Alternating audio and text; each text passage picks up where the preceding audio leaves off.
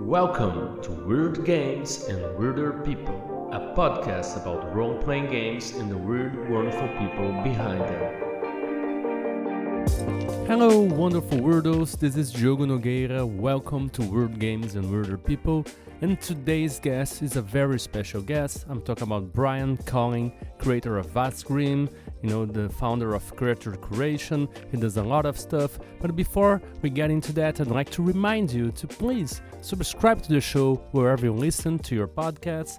Leave us a review. Tell us what you think about the show, what we can improve, what we should do, I don't know. And if you can support us talking about the show with your friends, with your gaming group, share it on social media. And if you have any coins left for your left adventure, check out the show notes. We will see links to where you can pay us a coffee or buy one of my books to help keep the show going. And getting back to Brian Colin, we talk a lot about Vast Grimm, of course, about the weird things about in the setting, how his art and his writing kind of merges. We talk about his journey from comics to RPG, and he shares a lot of the lessons he learned in this transition. We talked about his previous and future projects, some are very interesting. We talk about weird games we played. We talk about artists and other creators that inspired his work and the way he approaches the work that he does. We talk about anxiety a lot and how we try to battle it in our own ways, how we try to be present, and that was basically it. It was a lot of interesting stuff we talked in the middle, of course. I had great ideas for games in this episode. I even took some notes here, so I hope you enjoyed as much as we did. We had a lot of fun, so let's get weird with Brian Colin. Hi, Brian Colin. Welcome to Weird Games and Weirder People. How are you, my friend?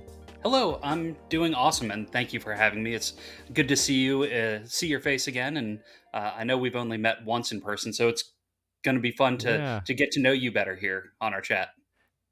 Yeah. Well, I wish you could have had this opportunity to sit down and talk more at Gen Con, but it's always super fast paced right there, right? Yes, it And is. a lot of people to talk to, and this is kind of my idea of prolonging Gen Con weeks on length where I get to talk to people, so Hmm. we can pretend we're there in a way. And by Absolutely. the way, wonderful readers are just hearing this. I love how your room, your office there is like thematically linked to your game, to the colors, to the identity of Vast Grimm. It's amazing. Thank you very much. I have two walls that are the what was the name of the color? It was uh, it'll come to me. It was some weird pink. It was a weird name, pink. And then I have two walls that are gray, so it's not so loud. And the one that I Yeah, actually look at is a gray wall. So yeah, awesome.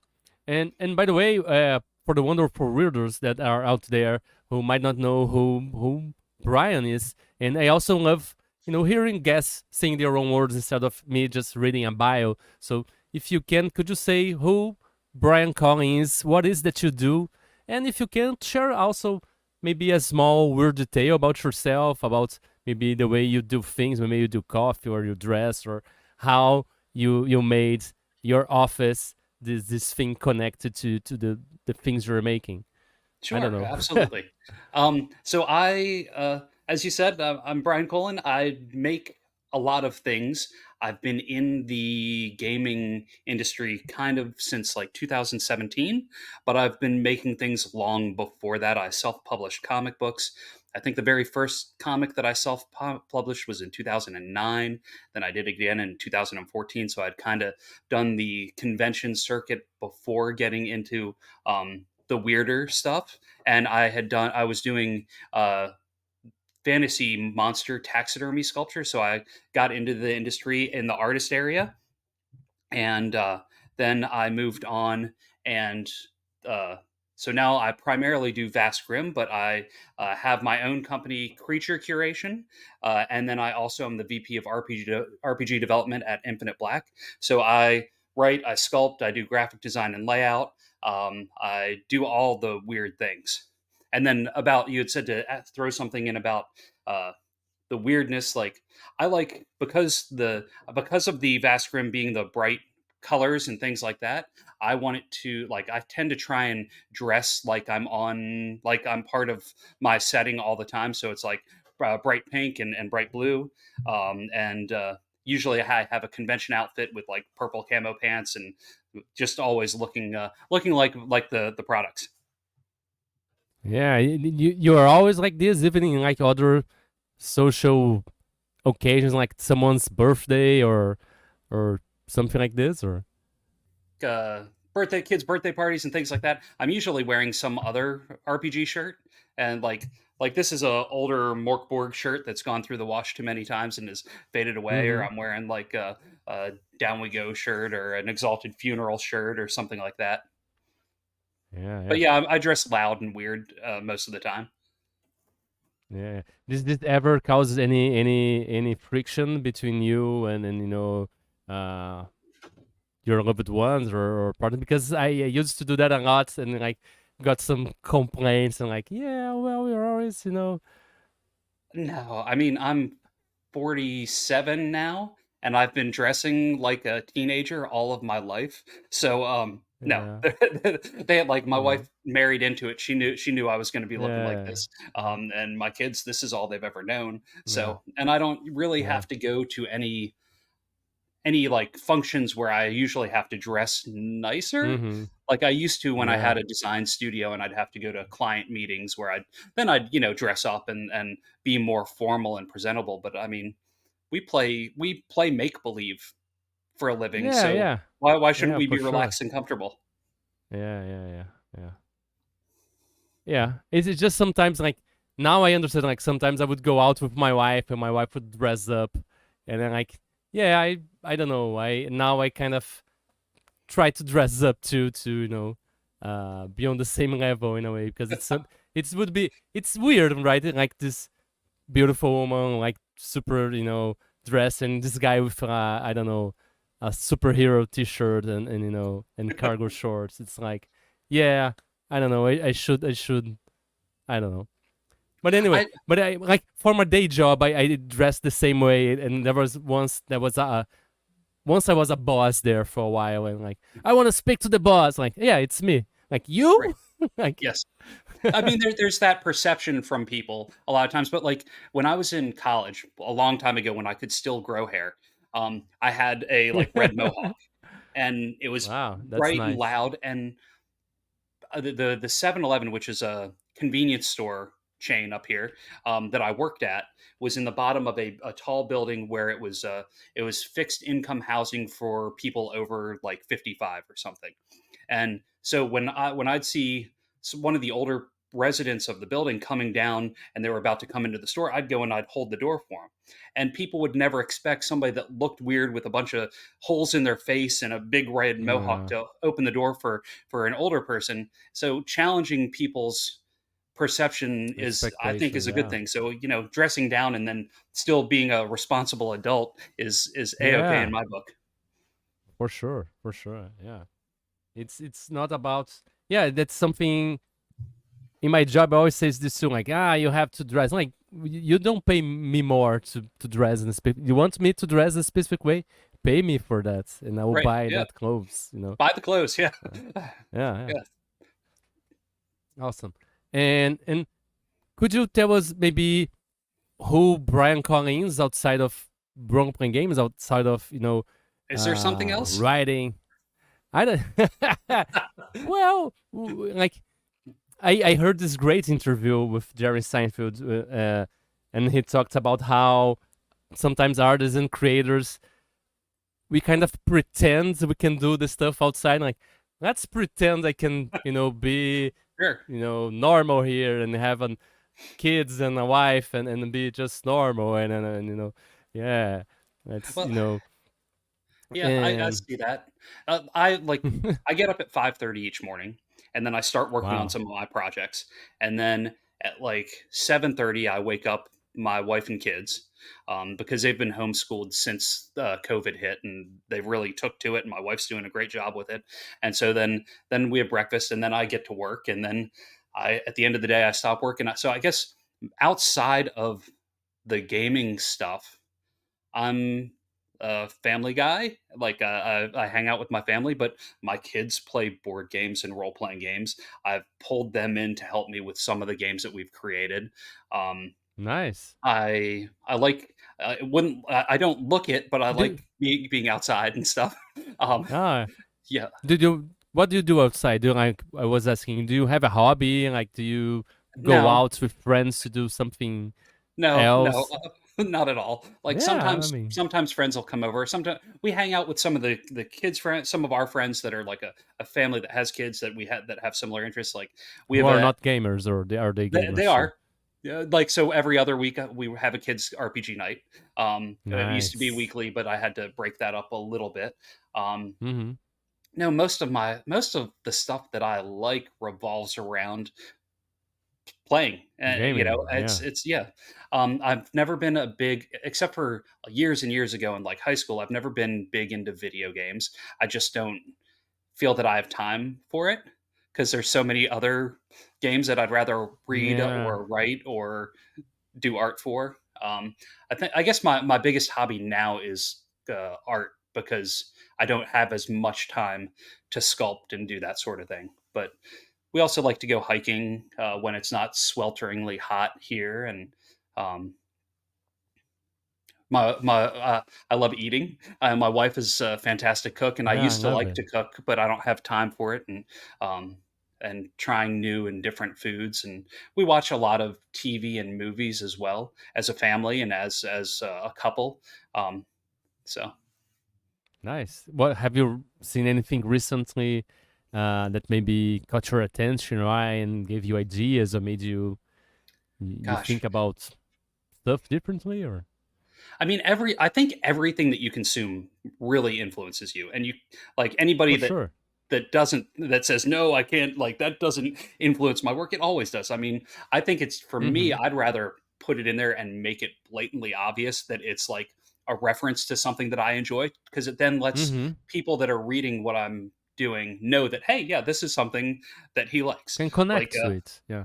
yeah, exactly. So, like, I was just writing yesterday as part of one of the adventures I'm working on. I put in a reference to Morning Brown, which is uh, the name of coffee in a comedy show. So, like, just tying little tiny nods to things in is uh, Yeah. is something I like to do. But I can't think of something specifically that really Oh, just. what have you been watching lately? I mean, I We've just been finished watching Star Trek Strange New Worlds, the second season. nice. I've not seen It's that yet. a great show. I confess I when I was younger I didn't got into Star Trek because it was Hmm. that silly liberally Star Wars versus Star Trek, I was and the same way. I just loved laser swords. I mean, come Yes, on, I right. I mean, who does it? yeah. It's So weird. Hmm. yeah, I got to know But Star Trek later, and I uh-huh. got through original series, and it's very different, and shows that Star Trek can have a very wide range of stories that it can tell, and it's very fascinating. It's a very good series, and Hmm. everybody that told me, it's the best Star Trek thing out there. So if you Awesome. I want need to anyone catch up want to on get to know Star Trek, go check out Strange New Worlds. And also Over the Garden was also something I finished recently, a that. I very haven't seen that. small uh cartoon series. It's fascinating. It's fun. It's one of the best things I've ever seen. Like I finished watching and I said, Uh-huh. I have to watch this again immediately, and I watched it Oh again wow. because I was Okay. watching, episode per episode each day, Uh-huh. and in the end, everything is tied in such a way that you're like, wow, I have to rewatch this now. And what have you been watching lately? I don't know. I recently just burned through all of the Orville, which I hadn't watched. I know it's like have you seen that? Yeah, I've heard it began as kind of a satire of Star Trek, Right? but it ended up being like something as good as Yes. and has a little bit of comedy, but it's still very serious. There's a storyline, there's stuff Yes. going on, and people say very good things. I was surprised. I know like Seth MacFarlane who created that, who's like a Family Guy and an Family American Guy, Dad and yeah. a bunch of stuff like, and I like sensibility with humor. I think it's over the top, and I think that Yeah. I really enjoy it. But I really feel like as the series has progressed, it really pushes like Star Trek. It pushes people's thinkings to be more open and receptive to things that they might not be used to, and more Hmm. accepting of people and things, which I think is always a good thing. For sure. Yeah, yeah. I gotta see that. And awesome. Brian, one thing we always do here because of the show is called Word Games and Ruder People is ask the guests if they would like to try defining what is weird for them. Since Vast Grimm is, for me at least, is kind of like a weird sci-fi kind of thing. I'd like to ask you if you would like to try to define what is weird for you, and how do you relate to the weird in your work and the experiences you seek in your life in general. It's funny because I often describe Vast Grimm as a bizarre, weird, over the top sci-fi thing, and I say it as weird more as a term of endearment, because as a kid I Yes. always like dressed funnier. Like, as like mentioning, I still dress like a middle schooler or a high school kid. Um, I would always lean towards something that I like thought that was a little outside of people's normal like realm of comfort, to make people kind of second guess things. So I think, to me, weird means something that I know that other people like me are going to relate to and are going to find a commonality in, even though it's not a specific thing. Though my stuff tends to be weird humor that's supposed to be a little funny, a little irreverent, and a little. You may also have to read into it a little bit as well. So I think for me, that's where all the weird is. Yeah, that's. I love this definition because it's kind of like something that unifies the uncommon. That it's although the weirdness kind of isolates between what is normal, it brings together the other readers. Like weirdos attract each other. The weird bring us together. Right. Exactly. I love it. Yeah, great. And do you think do you try to explore that in your work, and do you think to explore that in your life too? Do you seek weirdos out there or weird experiences? I don't really seek weird experiences, I don't think. I think the people and the situations just they just happen naturally, because that's when you're around other weird people and people that might not think the same way that the majority of people think. You find yourself in just odd places and odd times, and reacting to situations in ways that uh, the average person may not. Yeah, So, that's true. yeah. But you said you also really like food as a hobby. Do you try different foods? Are you an explorer in that thing, or you Oh, really absolutely. just like what you like and you stick to it? Or do you, when you go to a different city for a convention, do you go like, let's see what weird thing they eat here, so I can try it out? Oh yeah, absolutely. Actually, like, my wife does a whole bunch of research before going to a new city, looking up some of the restaurants and things like that. We usually look for the best low budget restaurants or best hole in the wall restaurants, and try to avoid eating, like, there's so many chains in America. Trying to avoid those when you're going to a different city, Yeah, because you want to eat yeah, the places that, like, the small mom of and pops course. have Yeah. created. So yeah, like, when we went to, so my son went with me to um, Gamehole Con in Madison, Wisconsin. And so he started working at the booths with me. He's done that one and then PAX Unplugged. And when we drove up to Madison, and that's quite a drive, we stopped one night outside of Chicago and then finished the drive. Um, the first place we ate at was a Russian dumpling that was influenced Wow. by like like it was a small tiny place like near the college campus, but it was something my wife had found, and it was like, yeah, we're gonna go and try and find all the places that are something that we don't have close to us, because even though like I'm an hour from Atlanta, I'm not like the cultural Yeah. diversity in the town that I'm in is not great. So my wife cooks stuff from all over the world, and then when we go and get to go to places, we try as much different things as we can. Yeah, that's great. And I kind of try to do exactly that, but the difference is for me, those chains are also kind of different Oh, because we don't have them great. here in Brazil. So it's kind of like yay! Like I the other day, last time I went there to Game Con, I ate on this Panda, one of those Panda Express or Panda something like Express. this. Yep.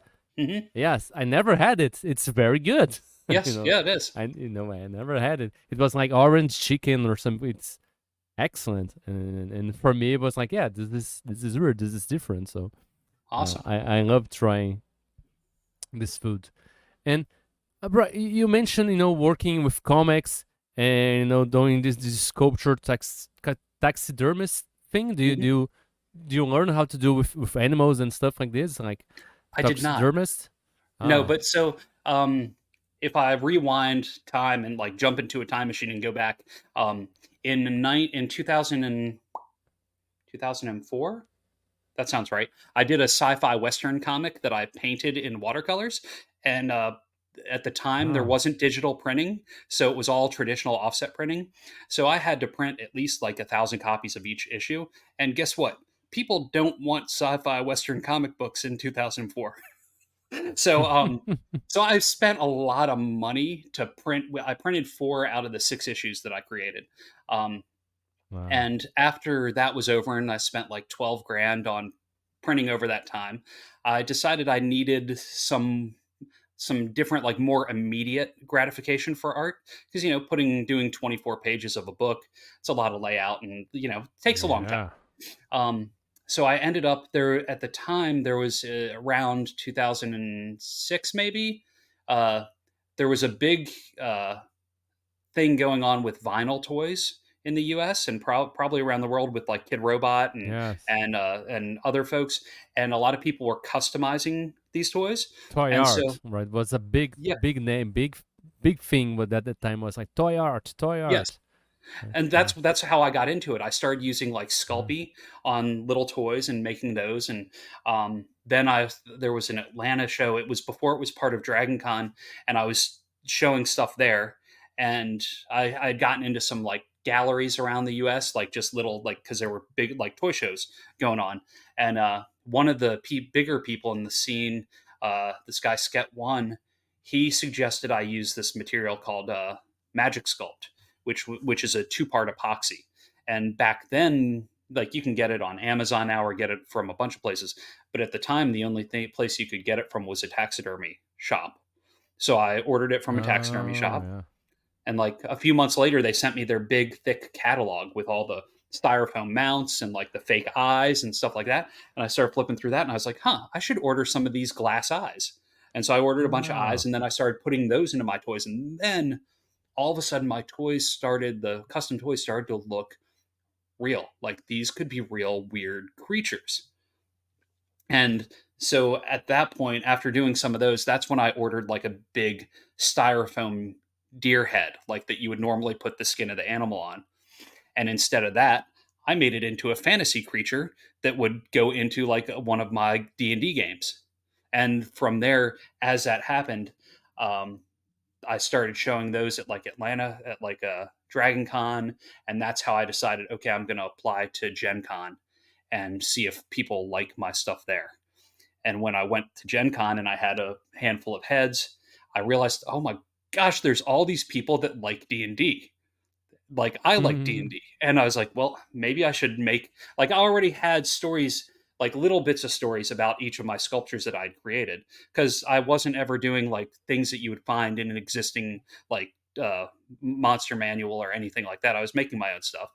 And so I was like, all right, well, I guess I need to make a fantasy setting and build this all out. So from there, that's how I really got into the RPG scene, because I was already playing all the time. But then that's when I was like, well, I guess if I like and my friends like playing in the weird worlds that I make up, maybe other people would too. Yeah. And did you ever made this fantasy setting or? Yeah, I did. Let's see, right before the pandemic, I had a Kickstarter for World of Revelo, which Revelo is actually my son's middle name, Oliver, backwards. I had Hmm. my friend Carrie Drake. he did all of the art for it, because I wanted a different style for the actual for the game. I didn't want it to be my sculptures, but a lot of it was based off of my sculptures. Yeah. My friend Isaac did all of the mechanics because wow, do I not like writing mechanics? Which is why I love like the Mörk Borg setting now, and that's why everything is so like it doesn't matter if it's balanced. It just needs to be fun and exciting. But yeah, so Yeah. I did that. I did a bunch of adventures for it. I had a Patreon for that for a while. I did I did a whole line of stuff. But that's when Yeah. and then after the pandemic hit and I couldn't do shows and couldn't really get the word out about that, that's when my brain shifted and after I actually played Mörk Borg and, that's when Vast Grimm evolved. Amazing. And what I wanted to ask you is that maybe can you identify anything you learned from your work with comics and with this sculpting art that maybe you reverse engineered to apply to making role-playing games? Um, yes. I mean, one the comics I had done a handful of conventions around the US, well, around the East Coast for the comic stuff. So I started getting my feet wet with conventions and I could see how people would come to a booth. I could see how people had booths set up and how important it was to have a good presence. And also comic book people, which I'm comic book people, are usually nerdy and reserved, and you need to talk to them. Because if you don't talk to them, they're not automatically going to stop by and say hi to you at your booth. They're going to just kind of side eye you, look at your stuff, and then keep going. So I learned very early on that you have to be engaging with people and you have to try and get their attention and have a chance to interact with them when you're at a show. So that was one of the key lessons that I learned from that span in my life. As far as the sculpture stuff goes, um, I it's not necessarily what I learned about role playing games itself, but what I learned about myself is that if I like it and I want to put it in something, it will find an audience. It'll if I like it enough because my art is weird and it's not like especially the collage style with photographs of my sculptures and then mashed up and all jammed together Mm-hmm. in designed on the page. It's not like most other layout. It's not even though it's a uh, child of Morkborg, it doesn't. I don't feel like it looks like Morkborg. So Yeah. even though it has that chaotic layout in It's nature, I don't think the aesthetics are similar. yeah. Um, It's its own thing, right. which is fantastic, which Thank you. is what's supposed to be. Yeah. Yeah.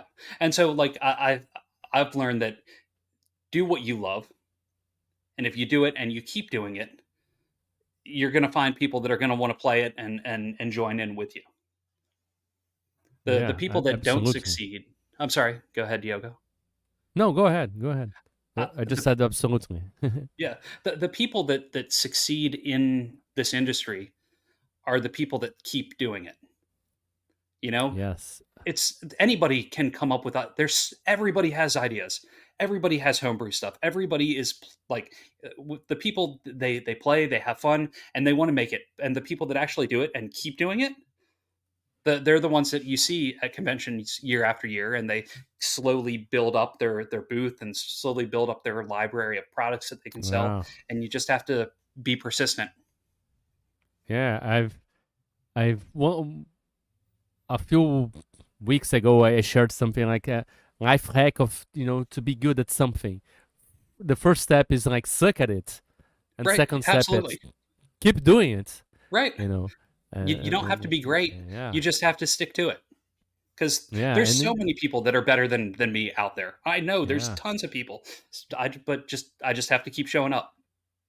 Yeah. And you keep doing and you get better, and then you not even notice, but you get good, and this awesome people out there that they're amazing that we all idolate in a way.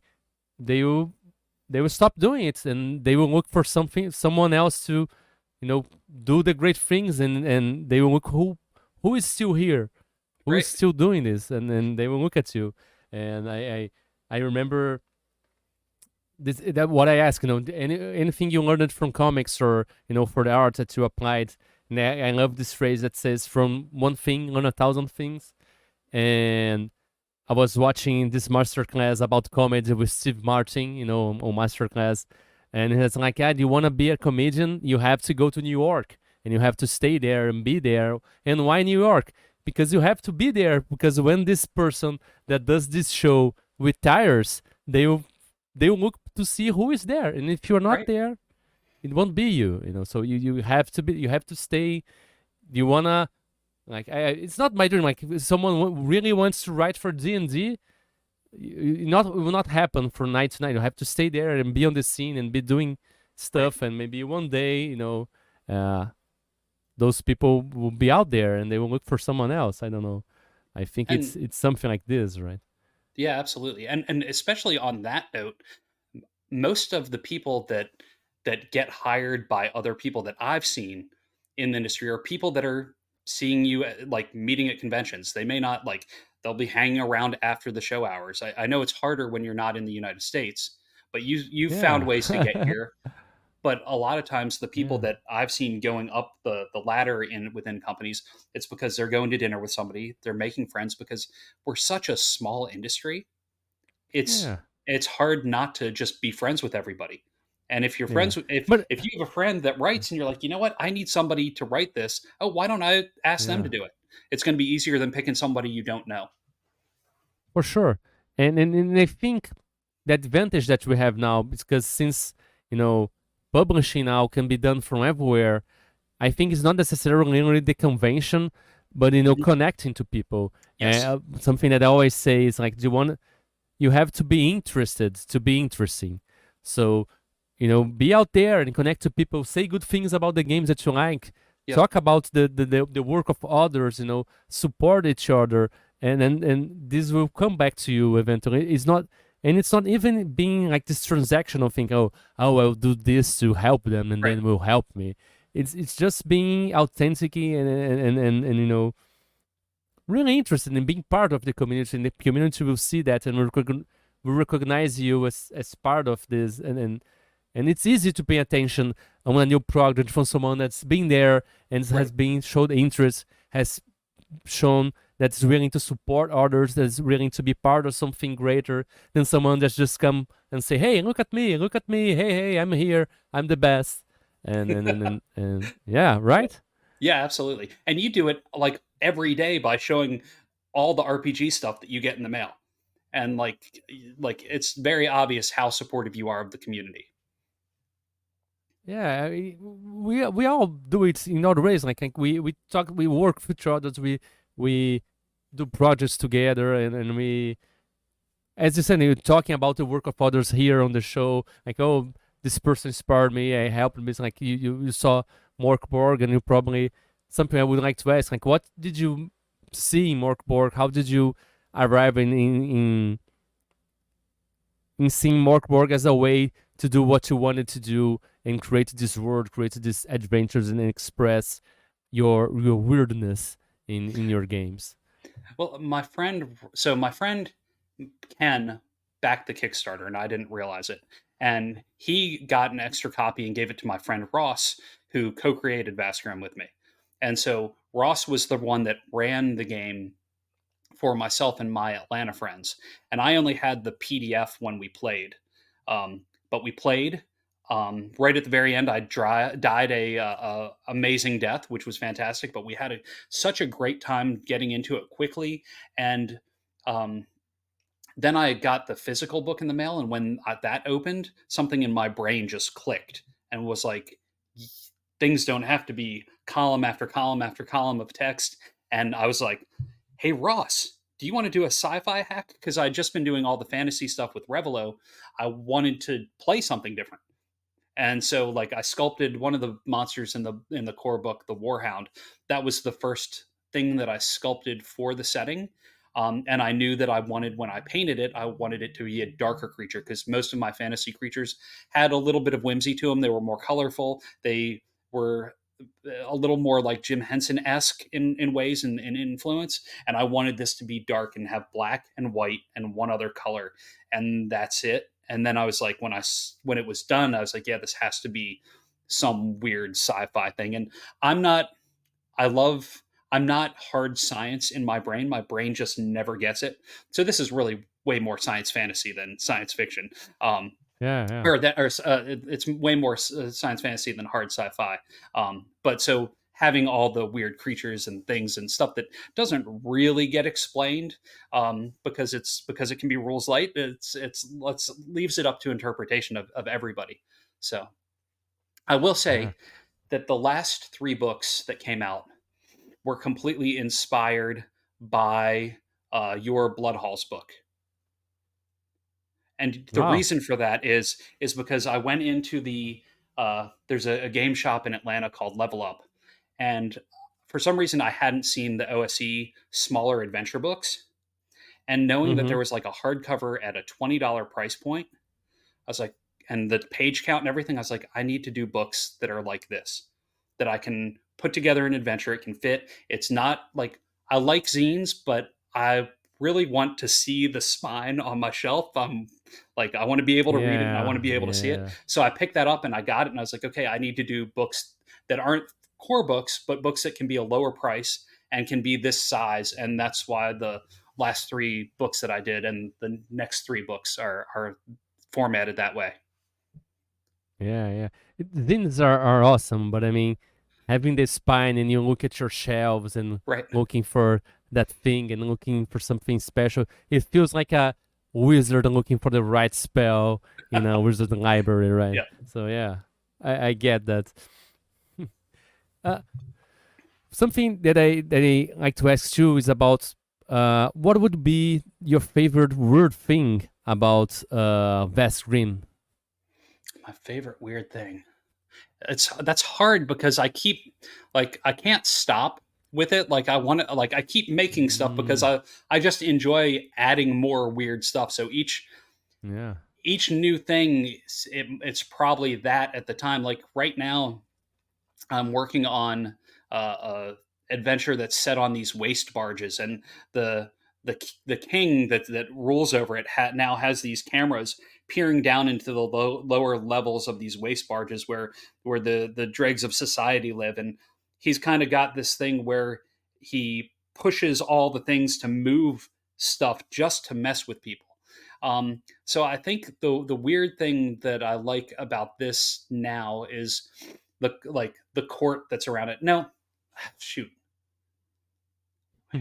I like I like being able to make classes for just about anything that comes up and make Oh. it we like specific to like a character that I'm thinking. So I guess that's what I like because the weirdest stuff because then you can really make each one strange. Like I've got a intergalactic wrestling federation that I've added into one of the books. So there's a wrestler class, which it just Intergalactic doesn't wrestler. really Yeah. make sense with everything. But people need entertainment in like the Yeah. dark, And weird and space it's future. and it's fun to write too. Like do you sometimes even knowing that that thing won't be so, you know, usable all the time, it's still fun to explore and attack it. That's something like an artistic exploration or something like Yes. this. Yeah. And it keeps Ah, it fresh and different and new. So it's not like you're yeah, writing the yeah, same thing over and the over same again, thing. Yeah, yeah. Do which you it's do you do this kind of stuff to help you, keep in love with the work with Vast Grimm to be able to keep producing to it and supporting it, or do you it is just easy for you? It's something uh, that's always on your mind. You can because sometimes for me I have to make this conscious effort, to keep in love with something, to keep developing it, because it's very easy for me to like jump from project to project and wanting to do something new.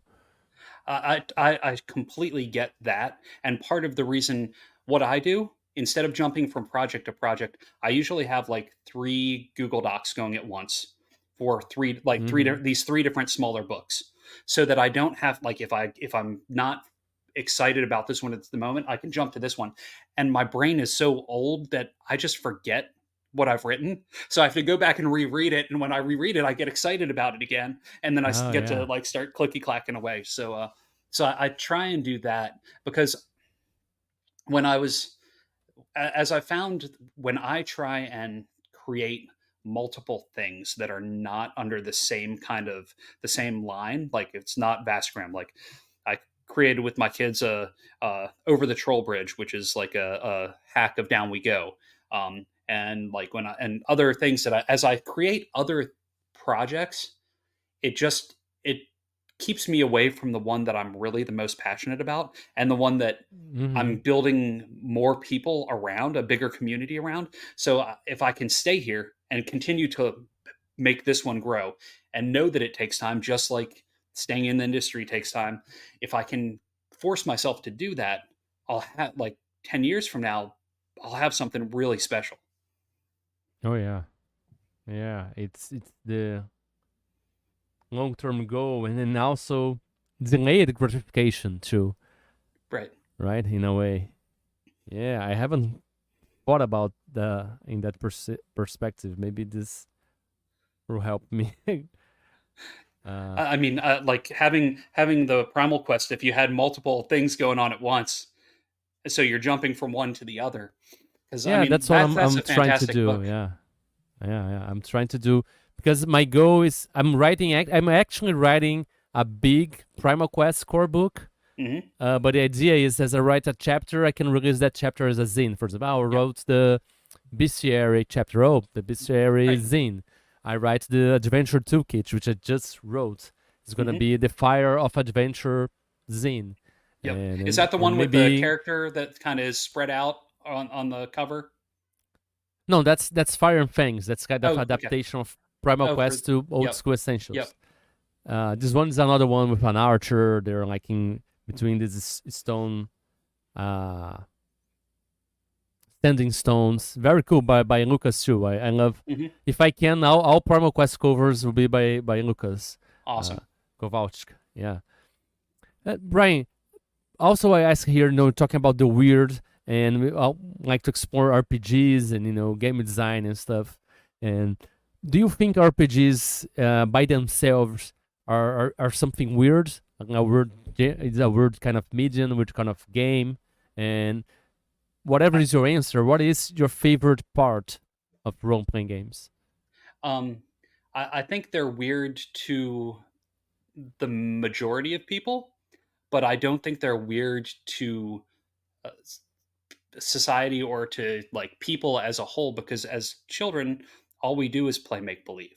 So I think there's a part in aging where society tells you that you're not supposed to play anymore, and that then makes it weird to a lot of people. Yeah, I don't think it's weird to me, but I see where people think it's weird, especially when, you know, I as I'm trying out like socializing with like introducing like getting to know kids friends that people are meeting, and meeting them and trying to explain what you do. Like, yeah, I make games that people sit around a table and play make believe.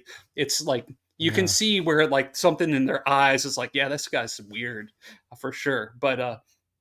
the the second part of the question was, it what's my favorite part about it? Yeah, what would be your favorite part of role playing games? Is like creating stories? Is sit down? I don't know, with people? uh, Is the challenge? Is I don't as know. it's I think it's the social aspect for sure, like being Yeah, around other people and getting to hang out and make up your own stories together, and having that shared that shared storytelling, that shared myth that you're building together. I think is my favorite, because I mean, growing up in I played a lot in high school. Like anytime that I wasn't working, anytime we had a break, everybody would be at my house. We'd be in down in my basement, sometimes as many as like 13 people playing in a game at once, and like we'd go for as long as we could, especially when there were school breaks. So that's really what it goes back to for me, is like that time you spent with friends, getting to even though you're playing a character, there's little bits of you in each one, so you're building even stronger yeah, relationships with your friends as you're playing. yeah. I heard an interview on that awesome podcast show. Is like how to think like a game designer. With the designer of Microscope, that said his goal of a game designer is that at the end of the game, everyone is a little bit more in love with everybody else that's played. Like, can admire them a little bit more. Like, oh, they had great idea. Oh, this guy is really cool, and that's an amazing goal for a game. It's very hard to reach too, but it's like a maybe a lighting pole you can follow in the store. Maybe I don't know. It's a great Nice. ideal at least. Yeah, Yeah. yeah. Do you have any kind of ritual for when you start doing your work, like any creative ritual? Do you always pour coffee? Do you like put working shoes or put some music or anything like this Now it's to kind get of into all the over. mood? It's kind of all over the place, and I do like I mentioned. I get up at 5:30, so I get up, I get my coffee, but I usually sit down. I tend to go through like some of the emails and other stuff first thing, which I shouldn't do. I should just dive in, but my head's Yeah. starting to wake up a little bit. One of the it's not really a ritual, but it's more of a habit. Is that even if I'm not thinking of something, I force myself to sit down and try and write anyway. And then I'll Oh yeah. usually go back and just start adding to what I've already had, even if it's garbage. Just starting to get forcing myself for my fingers to start going on the Mm-hmm. keyboard, and that will at least let it start to flow. Because it's so easy for people to get writer's block, and because they're not willing to sit and just force themselves to do it. Yeah. Yeah. I love. So, I had one of my teachers in college called Rudy Oliveira, which is an amazing illustrator artist, and I've put some work of him on Twitter, and people were like, "Wow, this is amazing." He does like children book mhm. illustrations, but he said something about exactly that. Like, if you think you don't have ideas, you can do it.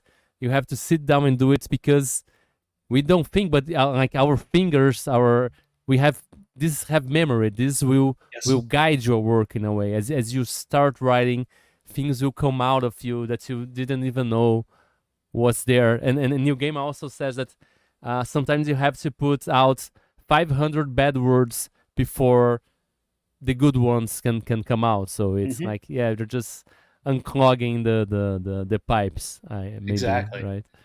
And then Yeah. with art, I just start drawing circles and see where it goes. And sometimes it goes to somewhere it's already been, but I start doing that and I start getting shapes. And then I start like, okay, oh, here's a weird creature thing that can turn into something. And maybe I'll sculpt this now.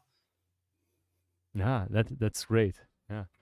Do you also ask here about creators is maybe if they can identify uh, a source of inspiration as we were saying, like, of course, as artists and creators, we are always drawing from every kind of every experience we have. Like, even this conversation, we can have ideas and maybe inspire something later. Uh, but I myself, I identify some periods of my life that I am almost drawing. At least the essence of the media of the stories I consumed of that time, which was my childhood, which is was kind of my refuge. Hmm. And I would like to ask maybe if you have anything like this for you, not necessarily a period of time, but maybe an aspect of culture, maybe this kind of fiction or this these things you always see yourself drawing from. Sure. I mean, I try now to take from everything, but early on it was very much the cartoons of the 80s and early 90s, the Star Wars movies, from the original Star Wars movies, the Indiana Jones movies, like all of those things were things that like I really enjoyed. But as I'm leaning into the stuff now, I'm also trying to make it I'm trying to definitely pull various inspiration and style and things like that from the 90s, and like that, like when I like I'm still dressing. I graduated in 94. So like everything ties back to my middle school and high school years. Like all the Yeah. stuff. I want to still be a kid. I'm old. I'm getting older, and I want to still like I want the games that I make to make me feel like that forever. Yeah. That's So, that's kind of what I said about the essence. Like, I try to keep the essence. Of course, I draw inspirations, especially the values and stuff that I learned and the way things work, or it's not that innocence as it was in the 80s and 90s, Hmm. but like the essence of this adventure, this unknown, this kind of uh, silly adventure fun is still there, but with some more mature things because we matured in a way, right? Right. Yes.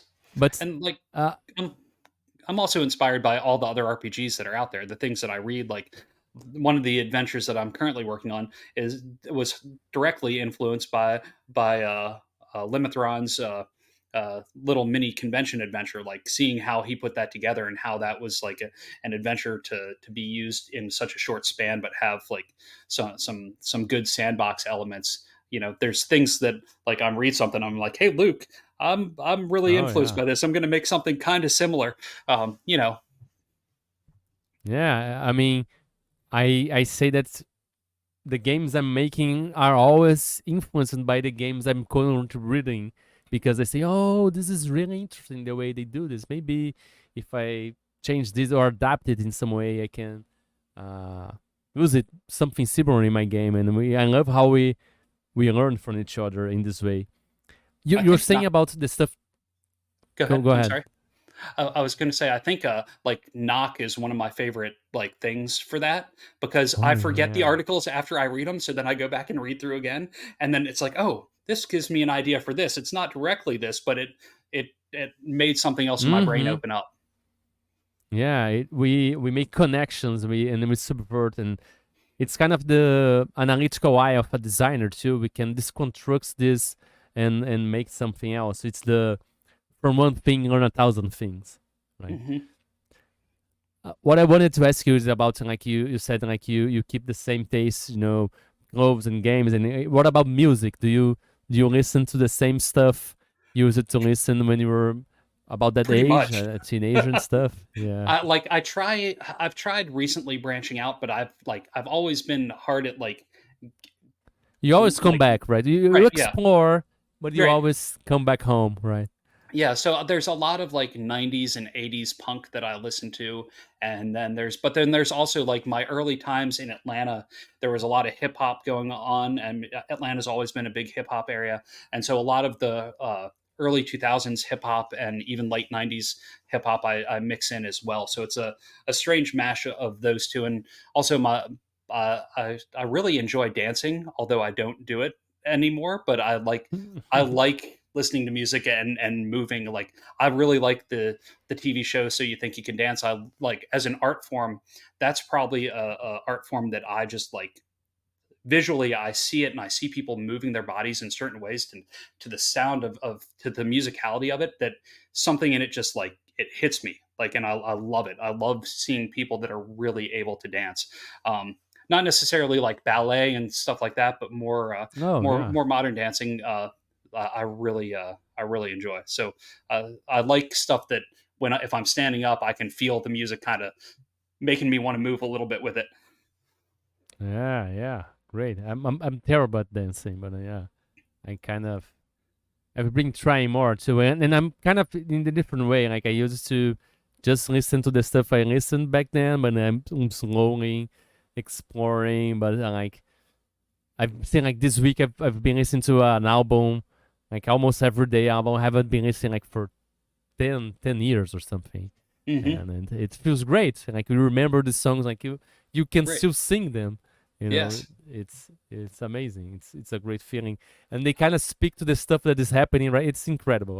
Yeah. Music It is so spans good. the time. Yeah, And I do the same yeah. thing with the gaming music as well. Because like in high school, it was around the time that Mary Shelley's Frankenstein movie came out. So I loved that soundtrack, especially when like running Ravenloft. And now I'm running Mörk Borg hack of Ravenloft for my kids and their friends. Hmm. And so now I'm playing that same soundtrack in the background while we play. Yeah, bring back memories too. Yeah.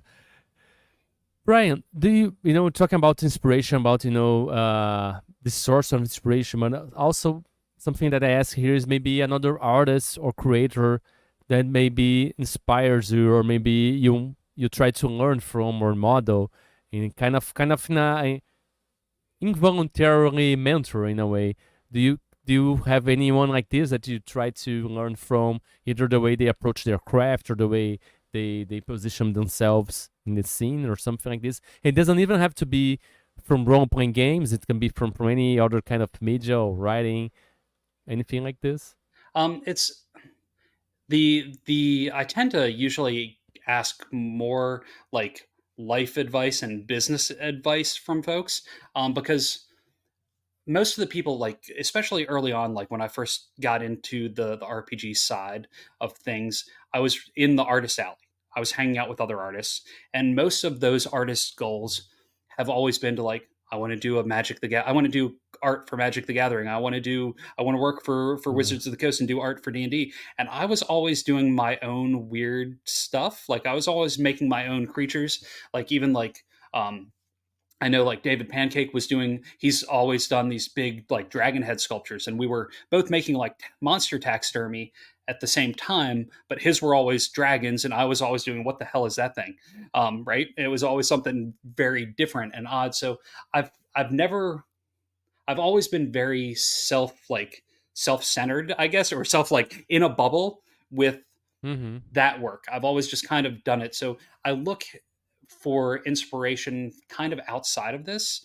Like for me, Yeah, I like the art that I love, like that I want to see on my walls is stuff that's which is like the most interesting to me. Like people who get inspired by, because I talk here about how I get inspired by comedians, for example. So right. I'm always looking for people who are inspired by something that's completely different from other RPG writers. So yeah. Yeah. I love my favorite art is like pop surrealism. Like High Fructose, I used to have a subscription to that for years, and like Greg Simpkins is probably my favorite modern artist. I've got a Who? few of Greg Crayola Ah. Simpkins. Um, he does now a lot of the stuff was like animals that were like melding into other things. It has a very surreal aspect to it. But there's like one of the prints that we have a canvas print that every time I would look at it for like the first few months of having it, I'd see something new because there was so much going on in the storytelling of the painting itself that it made me want to like, I want to leave Easter eggs, whether in the writing or in the art. I want to have little Mm, bits and pieces that yeah. like, oh, I wonder what that is, and then it opens up your imagination to kind Yes. of think, well, if this bee is here, then it must have like, and let that help do the storytelling. So that's been a big part of what I like to see. And I even like, I guerrillaed my way into one of his art shows. I heard that he was doing an art show based on the book Watership Down, which was about a bunch of rabbits that were fighting to escape a warren. And so then I sculpted this rabbit thing, and I sent his wife pictures and said, "Hey, I'm not in the art show, but here's a sculpture I made based off the book," because I had read that and I reread it just really quickly to draw inspiration to be in it. And they let me be in the art show, so I shipped it out to LA, and then I flew to LA for a day just to like Awesome. go to the art opening, and then you have to make opportunities happen for Did you get yourself. to meet him? Did you Yes, get to yeah, meet and him? like yeah, and like Nice. there was a little, even in all the photos of the gallery opening on like Juxtapose website, there was a photo of he and I together with my sculpture in the background, which was pretty rad. And that was, that was That's early awesome. on in my sculpting. That was probably like maybe 2010-ish, 2011 maybe. I don't know. Yeah. Yeah. Yeah. I love this, and I love how you managed to see it in like an imagetic art, a visual art, and trying to apply this in writing, medium writing, in RPGs, and I love how Mörk Borg does this greatly. Like the tables, they have all Hmm. nuggets of stories and setting that they give you an idea, but they don't tell you too much. But they just give you that curiosity. Like they scratch that itch, right? Right. And it's amazing. And And I love illustration that do this too. Like you see, oh yeah, there's this fighter fighting this monster, but there's this maybe a rat carrying this skull with a gem or something. There's yeah. always something hidden. Hmm. Always storytelling, right? Storytelling with images that sometimes is not even mentioned in the adventure text, right?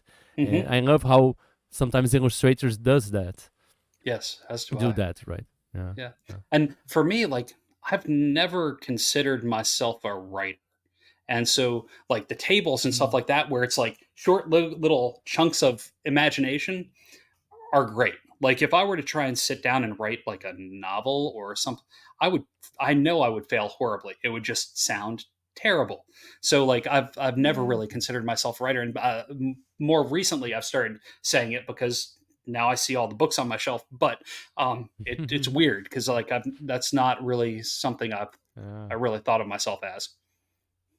I don't know. Maybe the people who write like big novels find writing tables hard. And like, oh, I have to distill all this, into small nuggets of stuff. No, I can't. It has to be unified. I don't know. Maybe.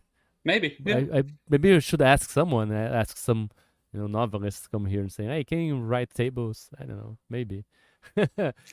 Brian, are you working on any particular? You're working on a new project right now, right? For Vast Grimm, you just had a Kickstarter that have received the books, but you're having a new one right now. And would you like to talk a little bit about it and tell Yeah, us sure. your favorite weird thing about it too? Yeah. Well, so it's I've just pushed the backer kit launch back just a little bit. I don't have a defined date now, but I've got 3 books, and they're all over the place because I really like the idea of creating new things that give people the option to use it, but you don't need it at all. But if you want more in the world, in the setting, in the universe, you've got it. One is that adventure that I had mentioned earlier that was like pulling inspiration from Limithron, from Luke's adventure, where this is really like a starter adventure where it kind of helps set the stage for people that haven't played Vast Grimm before. It gives them a sense of the doom and gloom that's in the universe. And then it also is the first in what will be a series of 6 adventures to get pieces to this fabled gate of infinite stars to build to escape the universe before it collapses. So I'm building out what will be a long form campaign because a lot of people, when I talk to them at conventions and things like that, they just think it's a one shot. Like you can only play it as a one shot. So I'm building out something for people that want that long form campaign. And then so then I've got one that is, I had mentioned the thing with King Saul and being able to control the barges below. That is it's an ever shifting dungeon. A few years ago, I created a thing called Cardography that I co-published with Norse Foundry, and so I used one of the card decks from that to inspire it. But you don't need the card deck to play because you can roll the rooms randomly. But people go through it, and you randomly roll the next room that gets played in there, and there's an image in the book. But it has factions for the waste barges. So like King Saul and his horrible court of people that try and kiss his rear end all the time to make sure that he stays happy. Um, and then it's also got a lot of political dissonance with it because the people that live down below in the waste barges are about to start a rebellion against him. So there's some new classes, there's political factions, and there's tension there as well. And then the third one is more of a setting location area. There's a place called Marauder's Cryosphere where it's where all the scum and villainy goes to. And like, so there's these spires where ships come and dock to, and it's 2 of the spires and the crime lords that are there, and a couple of alien classes that you can play as player characters, and some locations and factions and that sort of thing. Just adding more flavor and weirdness to the setting. Wow, awesome! Very very varied stuff. And did you write all of them? And I've done everything except for the editing. So wow. so yeah, I do the writing, I do the layout, and I write and lay out in a weird way. Like I'll write it in Google Docs, and then I'll start laying it out in Affinity Design or Affinity Publisher, and then I'll send the Google Doc to Walt to edit it.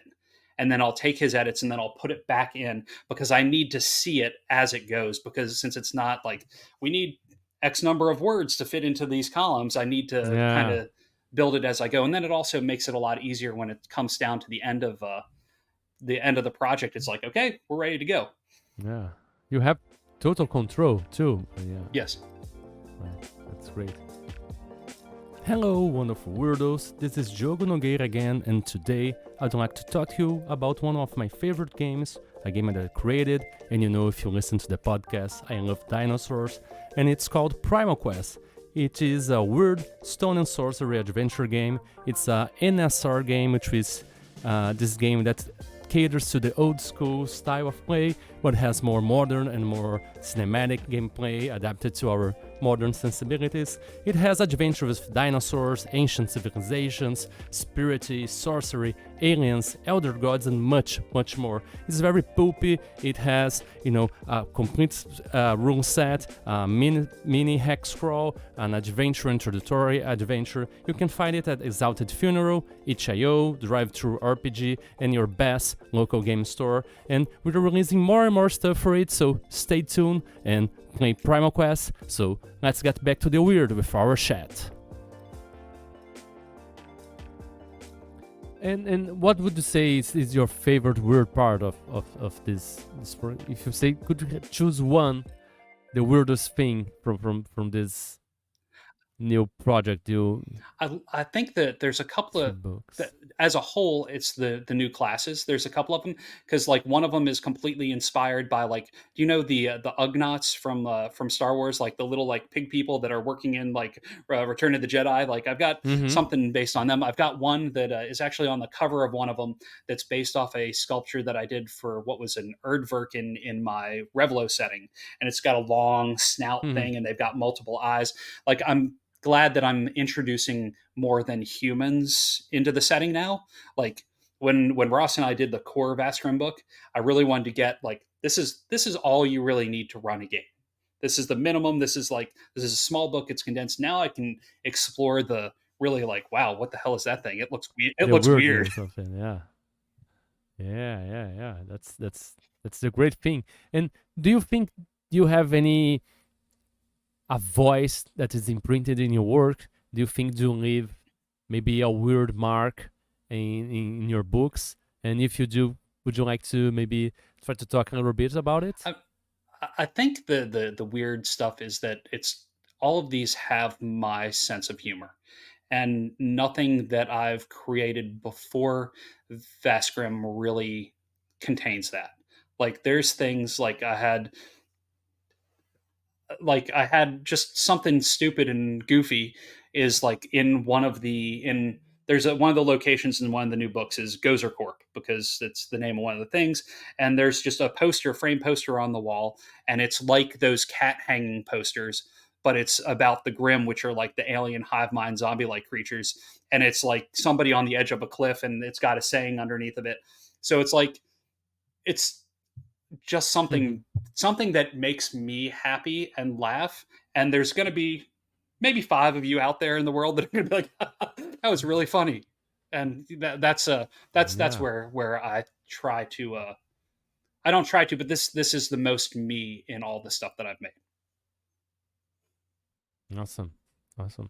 And do you have any maybe edge or advantage or strength that you take advantage of it and use it in your work to help you in any way? I think my main advantage is I did graphic design from 97 up until when I went full time in this industry like just a little over 3 years ago. So my background in design, doing graphic design for corporate clients, for products, for restaurants, for all the things that I've done, I've taken all of that knowledge that I refined for other people and I apply it to all that I make. And so also because I can be a one person show, like Ross, who co-created it with me, he's going to be creating more stuff in the future, but he's got day job and he's busy and he can't go at the pace that I can go. So like between all of my experience and the way my brain goes from point A to point B, like in a fast way, I move at a very quick pace. So I think that's where my advantages really come into play. Yeah, you constantly putting stuff. I just got 3 books of you, and you're like releasing 3 more, and I'm like, I gotta make more. You're some people that I say, yeah, I gotta keep up with that. No, nobody does. It's doing great stuff. So like my yeah, I know it's not healthy. I shouldn't do it, but we're only competing against ourselves, right? Like Yeah, of course. But like Yeah, from people have but weird it's fears. Thank impressive. you. Thank you very much. I have this Yeah. weird fear of not getting enough out before I die. And so this is like my Mm-hmm. constant Yeah. like putting stuff out. That's me like who knows when you're going to go, right? And so putting that Yeah. out and having stuff that my kids can look back on and play after that, Yeah, absolutely. I too. I have too many stuff. right? Like I before I wanted to, maybe just live off gaming, and I said, oh, I have a notebook with ideas. Like I have enough ideas here to make games for years and years. I'm good, Right? and I want to make them, right? So, but sometimes it's just hard. I don't know. Yes. And do you think you have any kind of maybe disadvantages, anything you struggle with that maybe you'd like to work more on, or you I don't know, anything you struggle with that you'd like to talk about and maybe connect to other people I, and have something I similar? mean, there's always anxiety, right? I mean, most people now have anxiety, and Yeah. for me, it seems like the heavier I am, the more my body has anxiety and stuff like that. So I think there's definitely some of that that's in place, um, and uh, I think also like connecting with people online. I'm sorry if is that coming through. The is the dog barking in the background coming through? Just a little Okay, bit, okay, but good. it's Um, it's all good. Yeah. um, I have a very hard time connecting with people online. Like I just, it's not for me. I can't do it. I can't like that. The idea of like responding to people on social media and being able to have people hear it the way I think it's coming out, that just like I will type something and then I'll just delete it and just stop. Like I love getting and interacting with people and like being Yeah. able to see faces and people hear my voice and my tone and know that I'm like how I'm saying it. Like that's why I'm terrible at social media. Yeah, I do not enjoy that at all. So Yeah, yeah. Well, at least you're good on a person and being there and being present and engaging, as you said. Which is, for me, it's super hard. I think I have a easier time with a screen because I can think about what I'm gonna mhm. write, and then and yeah, I'm not great with social cues and stuff. So I, yeah, I feel like I mean but when I we met get at that. Gen Con, you seem to do just fine. Yeah, I mean, at Gen Con, I'm on my tribe. Right? Yeah. I think it's easier, about autism. And it's all this kind of masking. Like when I go to work, and sometimes family events, I have to perform to expectations. But at Gen Con, I don't know. I just Feel at feel home. kind of feels at Yeah. home. It's all a bunch of weirdos who love the same weird stuff that I do. So I think I don't have to mask as much Yes. there. I think it's lighter. So yeah, yeah. And what would you be? I always love asking this. Like, do you remember the weirdest game you ever played, or maybe a very weird game you played recently that maybe made you rethink something in your work, or maybe rethink something the way you think about games, or anything like this? It doesn't necessarily has to be a role-playing game. It can be a video game. It can be a board game. It can be just some play you did with Right. friends. Um, Anything. hmm. I think, really, I think one of the things that I really enjoyed that kind of helped my brain change a little bit about how I think about things was when I took the Down We Go game and then I converted it with my kids and we ran the over the troll bridge for like 6 months maybe. And the idea that putting it to all of the people that were playing to come up with the narrative as we went to say like what do you see, what do you smell, what do you hear, and really making them be the people that controlled everything. It gave Mm-hmm. me ways to think about how I would approach writing stuff for a new audience versus like old gamers. um, because I think it's Mm-hmm. oh, and actually, um, a lot of that actually came from there's a board game called Untold, which is by the Rory's. Do you remember Rory's Story Cubes? Oh, I love Yes. Roller So Story Rory, who Cubes. I created love, love, those, love, love them. yeah, he the Rory who created those was at Gamma the year that the pandemic dropped. So he was there, and like right as that was in Reno, Nevada, and right as everything was starting to happen, they were starting to shut down flights, and he was just about to get on a plane back to Ireland, and we ended up trading some stuff. I got his demo copy of Untold, and I gave him some something, and Mm, um, I played that with my kids, and that actually had a lot of direct influence in how we worked that game stuff out. It's very much a amazing. Yeah. storytelling where you write notes down, and it's like you're playing episodes where like you can introduce characters based on like the little tokens, and the people that are playing help navigate that. But it's like every game is a episode of a TV show, and it's Yeah. really fun It to work sounds out. sounds great. Do you ever use it story cubes for Vast Grimm? Because I love mixing, the fantasy one with the cosmic one and the horror one, No, but I and should. just I haven't thought of that, but yeah, I really should. yeah, yeah. Well, I have the dinosaur ones, the oranges one, and Awesome. I mix it with sci-fi to play Primal Yes. Quest. I love them. Like they're great for solo Uh gaming. huh. They're fantastic. Uh, yeah.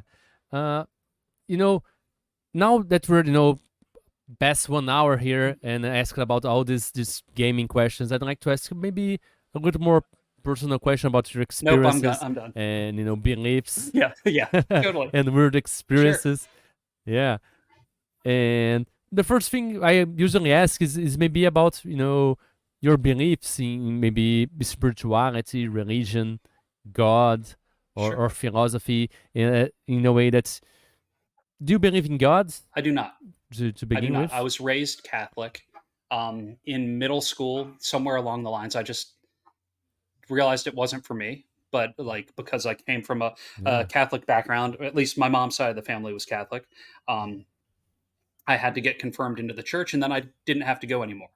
Um, and now that our kids are since our kids are homeschooled, they're being raised and taught all these different religions so that they can make a decision for themselves what works Mm. for them, and whether or not they want to believe in stuff. But I've always had like I love the concept. Is What's that?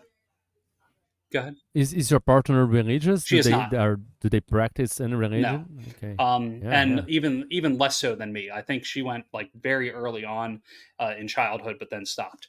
But we Yeah. like we she's read and especially to our oldest child, she's had him read certain parts of this one book about how like human evolution and like the evolution of cultures, and the idea that about shared myth, and how that is something that as you get more than 100 people together, like Mhm. you need these shared myths to keep these people having similar things, believing similar things, and that sort of stuff. So I understand the need for like my mom when she was alive, she was very religious and she needed religion, and that's I'm not, even though I don't believe, I Yeah. understand the need for some people. um but yeah, I believe in me. Did you did you What's that? did you baptize your kids? No. Did you baptize your kids in the church or No. anything? Yeah. Mm-mm. Yeah. No, and there's Did your family was okay with that? they were, because like Like your parents and so stuff? like Okay. Yeah. right next door to me, we I live in an old southern town, and we have a shared driveway. So the person that we share a driveway with directly next to us, the husband, he is a part-time preacher, and Mhm. it's so hard for him to wrap his head around, some, at least initially, like we've been here now 7-ish years in this house. It was hard for him to understand that somebody that didn't believe in anything could be nice and could have like, and Mhm. still like do like, I'm always very friendly and I'm always Yeah. helpful, and it's hard, sometimes it's hard for people to understand that if you don't have this religious belief system, that you can't be a good person too. Like you don't have the same moral and Yeah. the moral guides of humanity and just Yeah. being a good Yeah. person you know Yeah. what Yeah. about You, you? you, you don't have. you don't need to believe that you can be punished by this all powerful being to be Right. nice. You can just be nice because that's how you wanted to be treated. That's how we feel good when we are nice to people, Right. right? Absolutely. I feel great when we help And when others. you make somebody So else I feel don't good. need. Yeah, Yeah, that was yeah. probably I'm. sorry, go ahead. No, you said about you. Like I'm an atheist Yeah. too, and I wanted to ask you two things about if you remember the moments that clicked to you, like, yeah, this is all bullshit, Yeah. or Yeah. or Yeah. how it was for you, and also how did you got these values about doing the good things? Do you follow any kind of philosophy? Do you have anything that maybe help you in the tough moments of your life? You talked about anxiety. Do you anything helps you in that moments? Do you seek help in that way? Any kind of thought or philosophy or anything like this? Sure. But let's begin with, do you remember when you realize it, like, I do. this Yeah. isn't for me, or I don't this? remember the exact time, but I remember why it happened. Um, when it hit me Why? that if I'm in religion A and my good friend here, like my friend Sam, who's Jewish, is in religion B, and because he's not in religion A, when he dies, he's going to hell. The idea that Yeah. you can be eternally damned for a belief that doesn't hurt somebody else is kind of what did it. And like my dad's whole side of the family, even though he was never practicing, they were all Jewish. So it's like the idea that, and Mm-hmm. all the wars, most of the wars that happen are, aside from now oil, like it's all over some belief in something that you can't, that's not even tangible. Yeah. Why would you hurt somebody over that? Like Yeah. humanity is My too imaginary important, friend right? is more real than your imaginary Exactly. friend. Yeah. So Yeah. that's where why it clicked. Like the idea that like somebody can be punished for Yeah. having a different belief that doesn't Yeah. hurt anybody else. Um, and then I go ahead. Yeah.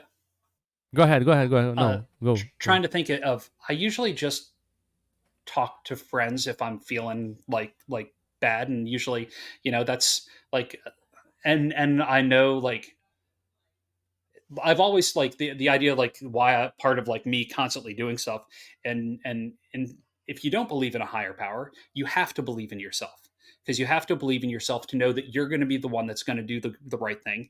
You're going to be the one that like somebody needs help, you're going to help them. And so I've always kind of turned myself into a ball and just kind of keep that momentum going. Yeah. I can understand that too, but you talked about believing in a higher power, and one thing that helps me, this kind of stoicism kind of stuff, philosophy, and some thoughts. And even though I don't believe in God, I kind of there's this feeling about letting go too, and believing not in God, but maybe in the universe. Things just happen. Well, I yeah, can't you can't control control this, any of it. so I have, because even though I have to believe in me that I can do stuff, I have to believe that's, yeah, this is not up to me. This is all I can do is up to this point. I can sit down and do the work. I can sit down and do this, but I can't expect that. Yeah, this will people will love this. This will Right. be great, and people, You can yeah, only control this what kind you of can letting control. go. Yeah. Yeah, yeah, that's the thing, right? At least for me. Yeah. And how did you learn that part? Who taught you this, or did you just I don't know. learn this from someone? Did you learn from your parents, who had this belief, So, so this goodness, this I mean, my way parents of were always acting? good. They always did the like. I could see them doing what would be considered the right thing in society. Like they would help people out. They'd be nice to people. Like my dad was not religious. He'd like drop us off at church, but he would help people out and do things that like, even though I don't believe in any of it, the concept of doing unto others as you would do unto yourself is has always resonated with me, because why would you treat somebody any Yeah. way that you wouldn't want to be treated? I think that's a good Mm-hmm. basic philosophy or like belief system to have in life, outside of the religious Yeah. context of it. But and then shoot, I was going somewhere, and then my brain turd. Um, Um, About who taught you? oh yeah. How did you learn that? It was by example of your parents. You Yeah. said your parents were Yeah. helping people and But stuff. as Yeah, far as like the that's awesome. staying on yourself, like neither of my parents were really entrepreneurial, but like my grandparents were.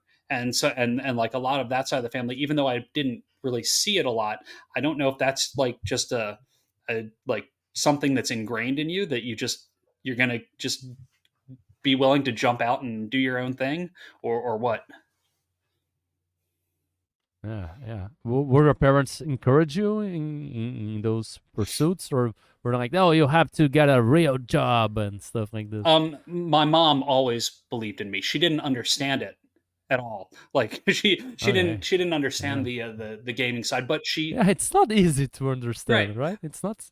But Yeah, like she was always willing to have all my friends over as we grew up and have them be at our house playing all that's hours of great. the night. And then as I went, she believed in me and believed that like I was making good decisions for myself, even if it wasn't always like monetarily good. She knew like the decisions I was Mm-hmm. making were things that were bringing me happiness and fulfillment. Yep. Fulfillment. Yeah, that's great. Brian, something else I ask is maybe you said earlier that you don't seek much weird experience, but I gotta ask anyway. Have you ever had any kind of supernatural, very weird experiences? Maybe with deep states of meditation, or maybe trance, or maybe I don't know, near death experience or out of body experience, like when you go to sleep or anything like this? So not when I go to sleep, definitely, because like I have a hard time remembering dreams because like I think I run myself so hard that when I'm asleep, I'm hard asleep, and then my alarm wakes me up and scares everything out of me, and I just don't like. I'm just like, boom, everything's gone.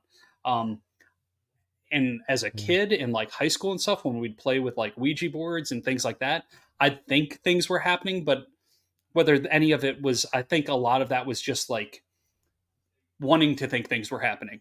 Um, and Yeah. I have a hard time like, But what's that?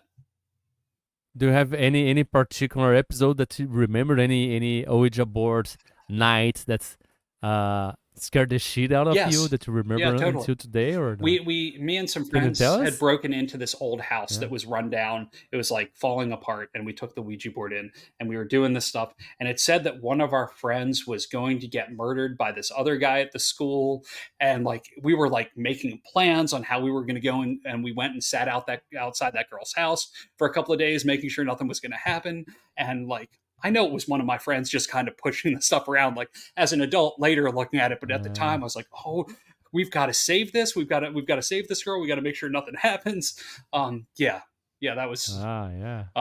And then we'd also play down. We'd crawl into this like much like in like the old satanic panic concept. We'd go down into these sewer areas, these like storm drain areas that they weren't very big, but you Mm-hmm. could crawl and then open up into a big room. And other kids had gone down there and spray painted stuff.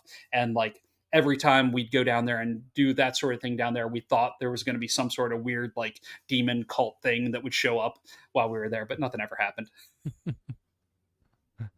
Did you ever have trouble with maybe other, adults or teachers or any authority figure because of the satanic panic? Because you played stuff? Because you, I don't know, did you wear metal shirts and like this? I was like, I had I dressed very odd, like very weird, especially in high school. I would go to thrift stores. At one point I had a plush purple like pimp cape that had like only this much of your arm would come out, and it had big silver buttons. And Yeah. then like I had Dr. Martens boots that were like 20 eyes. And did you go to school like What's that? that? Yeah, I was. Did you go to school wearing Yeah, that? uh-huh. Yeah, And I wow. had like the big, like almost knee high boots that were electric blue. And I'd wear a skirt in high school, like one of the long flowing ones, just to make people feel uncomfortable and like get like people to like Mhm. challenge their thinking. And I'd have people that would like want to like fight me, and I'd be like, what, why? And Yeah, that was I'm thinking, like yeah, bullies, but Yeah. I fit in with a lot of the different groups in school.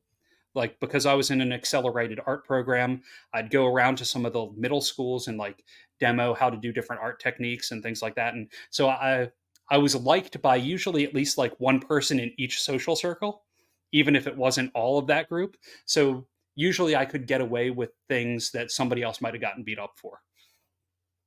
Yeah, that's great. You mentioned accelerated art Mhm. program.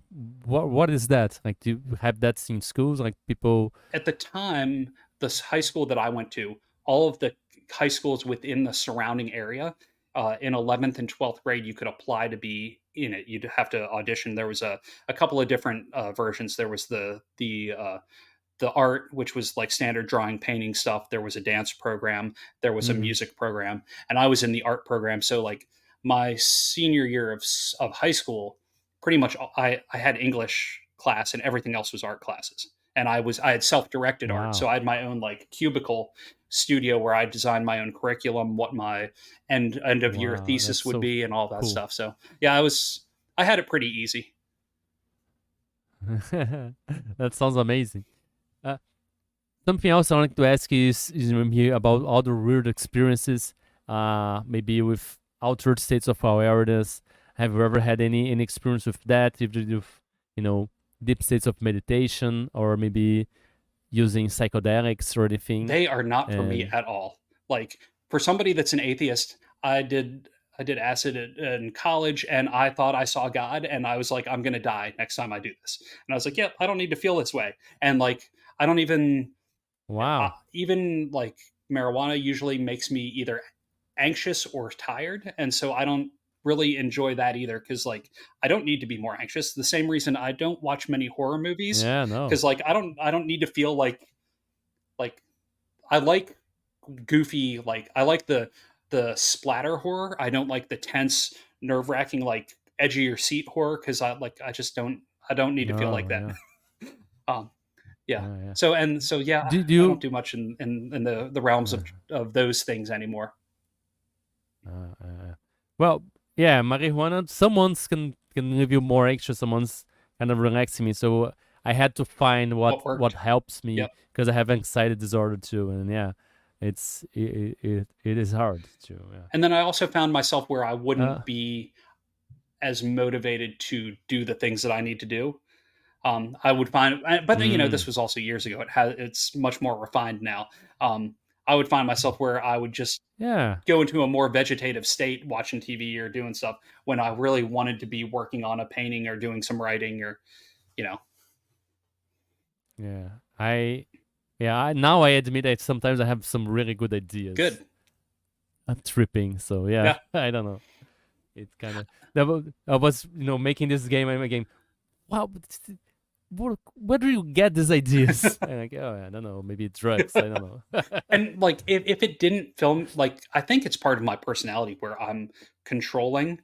And I think because you have to be willing Yeah, to let go and lose that control, that, and I think that's why it makes me anxious. yeah, and each person is Hmm. different too. I mean, it's also, yeah. I think I have some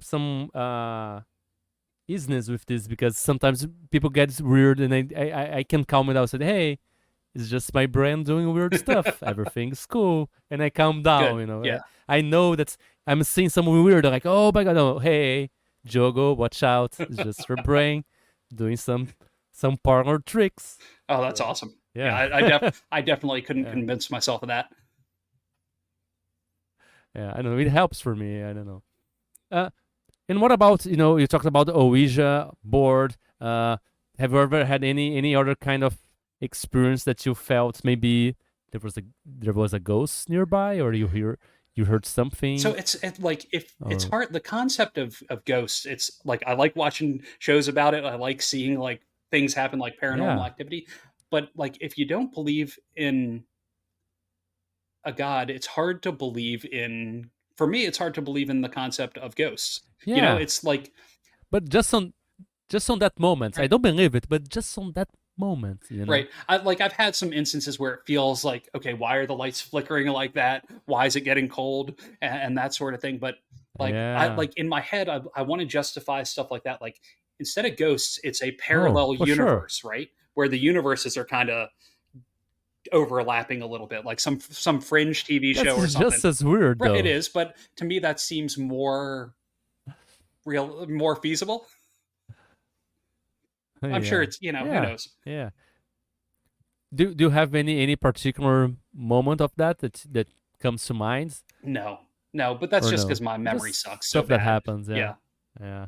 yeah.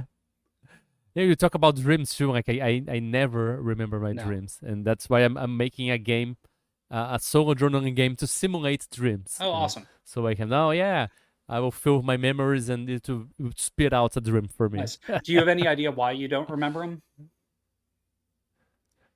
I don't know. I don't sleep that well as I Hmm. should, you know, because it's usually the time I have for myself and me to read or to watch something or to write. Right. It's usually when my wife and kids go to bed and Yep. then I stay late. And so, but I always joke that I daydream so much that when I get to bed, Right. it's like It's it's all done. used up. Yeah. And you don't have any more. Yeah. I totally get that. Yep. Yeah. Yeah. Do you have ever had any other weird experience with anything else that might be weird? Like, have you ever seen a UFO? Have you ever gone out hiking to find Bigfoot or I anything mean, like this? like I always joke around. Like every time we go over a bridge in the woods or something like that, I talk about a troll being underneath of it, and we like with my kids, I'd be like, "Do you smell that? Do you see that track down there?" But I've never actually seen anything. Yeah. I loved like one of my favorite shows like, early on when watching. I think when I was doing some of the Revelo stuff was this guy Josh Gates, and he would go and he would travel around the world going and searching for these creatures or these different things. And one of the awesome things about that show would it would show the local lore and maybe some of the art in some of the local museums about these other like these local cryptids and stuff like that. So I love the Mm-hmm. concept of that, and I think that some of those may still exist in small pockets of the world, but I mean, we have paved over so much of the planet. It's hard to wrap my mind around Yeah. something that could still be out there and hasn't been discovered yet. Yeah. But Yeah. there is I don't know. Maybe because there are small populations of natives, original mhm, people. They're still kind of don't have contact with us. So yeah, maybe somewhere out there could be an island with yeah. dinosaurs. Who Oh, that knows? would or maybe in the center of the planet.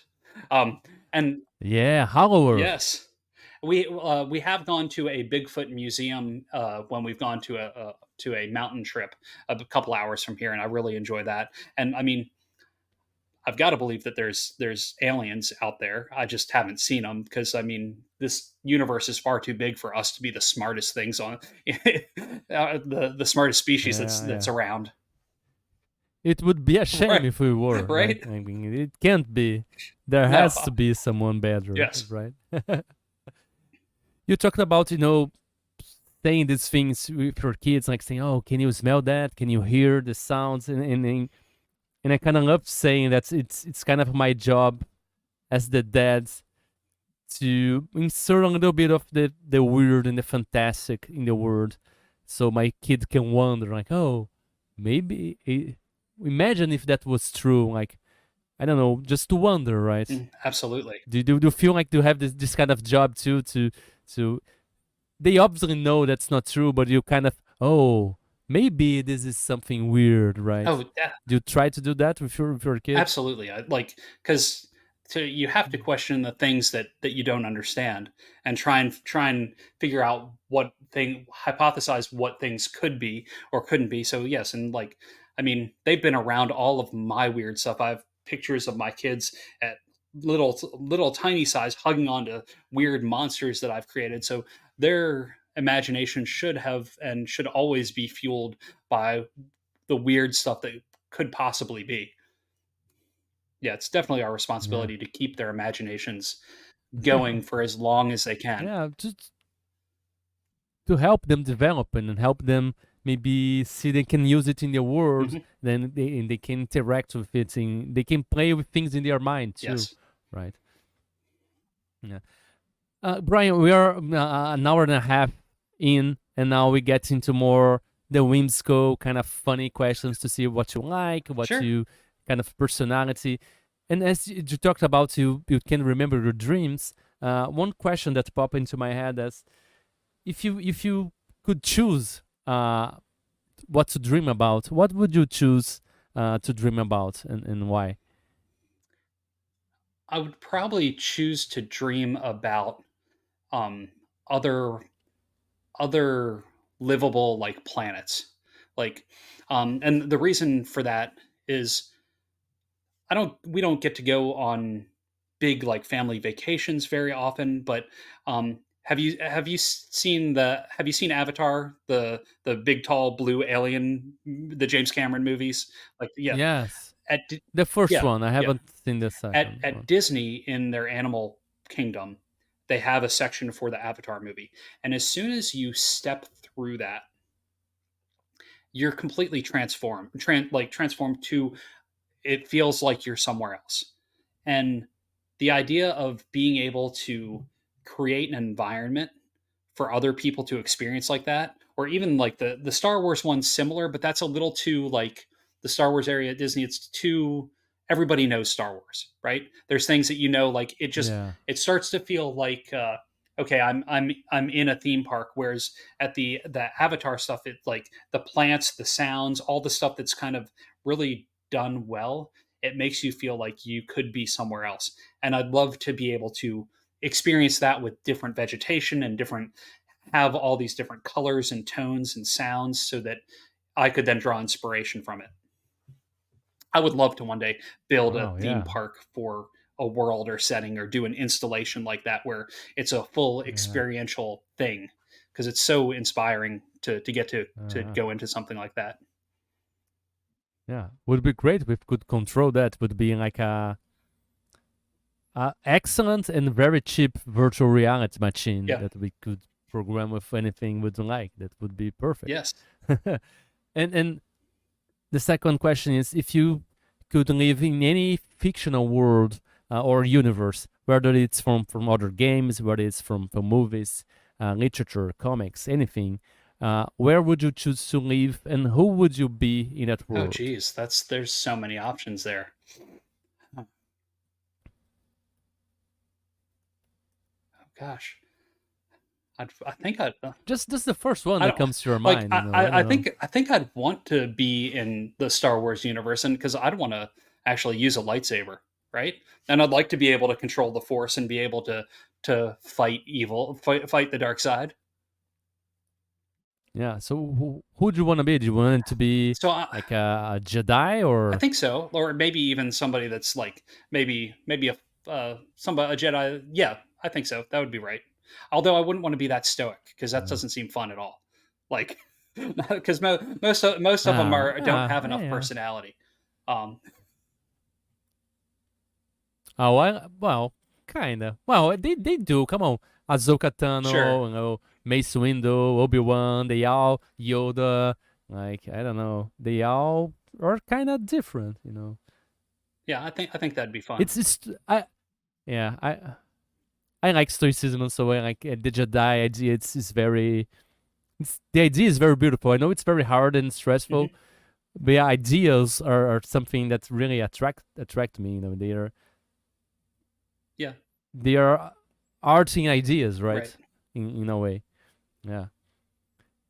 Something else, like it's kind of the reverse of this question, would be if you could take anything from a world, fictional world, and make that thing real in our own world. What would you choose to make real, and why? And that thing can be, an object, a faction, a location, an entity, anything, I, any element. I think I would make some sort of teleportation device real. Because I mean, if you could just walk through a door and be at a door to a loved one's place that's hundreds of miles away, it would be Yeah. pretty amazing. Like if all of a sudden I put in a teleportation device here, and I walk through and I'm in your studio and we're having this conversation face to face and like in person. Yeah. I mean, that would be pretty awesome. It We could all we could we could all go to right. conventions and meet each other every We could convention. have weekly Would games be where we sit amazing. together Yeah. and like and play. But at the same time, Yes. there'd be Yeah. people that would put it on a door, and the next thing they're in a some bank's vault and like stealing all the money. So there would be negatives with that technology as well. Yeah. Yeah. Yeah. Maybe when we don't have money anymore, Right. so that they don't have to steal. Exactly. Maybe, yeah. And the other one more question is, if you could have any superpower, what superpower would you choose to have, and what would be maybe the first thing you would do with that superpower? Hmm. Some people always say teleport, so you already chose Right. teleport for another one. Got to So, get something else. It definitely wouldn't be flight because like the older I get, the more afraid of heights I am. So like if I was up there, I'd just like oh be a yeah, field. Well, or maybe if I had flight, I wouldn't be afraid anymore. Okay, I'll do that yeah, because then because yeah, I can fly. yeah, that solves two problems with just one Right. thing. Yeah, And then I'd probably that's great. That's a good way of yeah thinking too. Like if I can fly, I don't have to yeah don't need to be fear afraid. Yeah. fear heights anymore. Yeah, Yeah, and yeah, I don't know. I'd probably just go around the town, and just like see things from a different perspective. It wouldn't be anything yeah, special to yeah. do. Like I definitely wouldn't go and fly out over an ocean out of fear that all of a sudden the power goes away, and then Yeah, that's anxiety, as you right, said. Like right. you have anxiety. That's anxiety right there. Like I have the superpower. Oh no, maybe I don't have it. What if it goes away? I just got it. Yeah. Finally, the last question I have prepared here is: do you remember the last time you felt, really happy and just grateful for being here and being alive? And if you do, can you share with us when was that and what is that you were doing?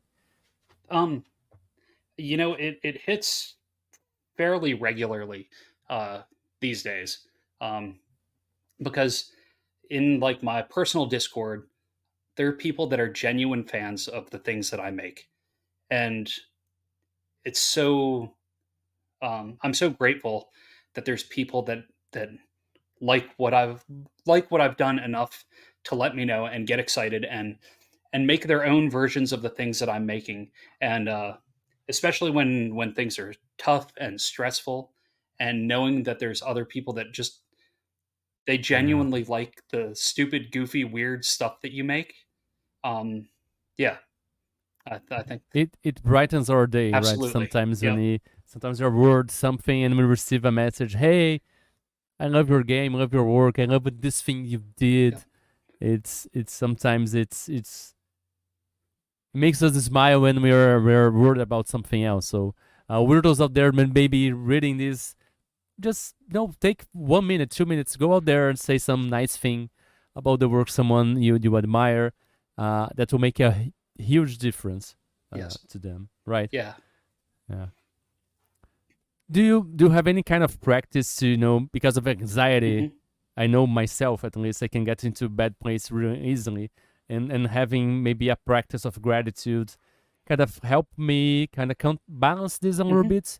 Do you have anything like this? Like, do you often take time to think about the good things you have going on to maybe escape that anxiety a little bit? Um, I tried that for a little while, like writing down like each day something that I'm grateful for about what's going on. But um, if no, usually now, most of the time, if I have too much anxiety, I know that if I go to sleep, the next day is another day, and the next day is another day to do awesome things.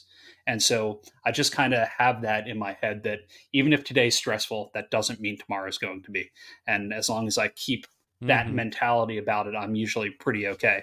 Sometimes I'll have a drink or two at the end of the night to help me shut my brain Yeah, that's down. what I was gonna Yeah, ask yeah, because I'll have a bourbon how or can two. you sleep with anxiety? Yeah, Because sometimes anxiety, I go to sleep and just keep thinking, thinking, yep. thinking, thinking, thinking, and I have to do something to stop thinking The in a way, right? And if I get like that where I'm in bed and I just can't sleep and my brain won't shut down, I usually go out to the living room to the couch and I put on one of the handful of movies that I've seen so many times, and I turn the volume down low that I can just kind of listen enough that my brain stops Immerse thinking about yourself. whatever I Yeah. was thinking and fall asleep.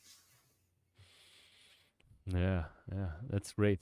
That's also one of the questions I forgot to ask you is maybe what would be your favorite kind? You know, you're a very productive person, but do you have any kind of favorite procrastination method? Something you do to when you can do something, or no? I end up just going down stupid rabbit holes on the internet, and I don't like it, but that's what I Okay. do. Like I don't get anything from it, and I don't. In the end, it's like, It's wow, not where did that half hour go, or where did that hour go? And it's like, yeah, I shouldn't be doing that. not intentional. It just Right. happens, right? So that's Yeah, also a lot of things. Like when I was better about exercising, which I need to get back to, if I did it first thing in the yeah, morning, my brain couldn't tell me to do anything else. I just had to jump into it, which is kind of like I jump into starting to work at stuff in the morning. If I allow myself to get distracted first thing, then it's already broken. yeah, yeah.